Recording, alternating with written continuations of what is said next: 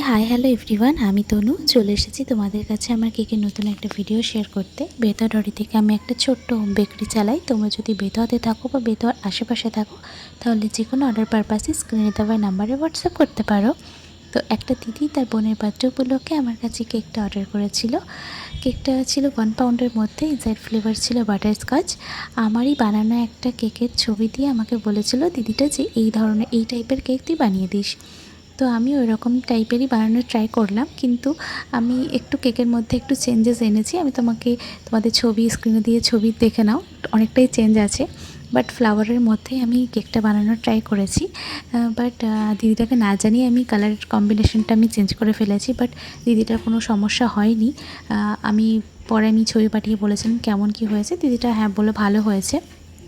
তো আমি মাঝে মধ্যে এরকম করে থাকি, বাট যেসব কাস্টমাররা থাকে তাদের আমি জানিয়ে দিই যে এরকম এরকম ব্যাপার। তো তাদের কোনো প্রবলেম হয় না, বরঞ্চ তাদের খুব ভালো লাগে। তো যাই হোক, তোমাদের কেমন লেগেছে আমাকে আজকে বানানোর এই কেকটা তোমরা অবশ্যই আমাকে কমেন্টস করে জানিও। আর তোমরা যদি হোমমেড ফ্রেশ কেক নিতে চাও তাহলে অবশ্যই আমার সাথে যোগাযোগ করো। তো আজকের জন্য এইটুকু, দেখা হচ্ছে তোমাদের সাথে অন্য একটা ভিডিওতে। বাই।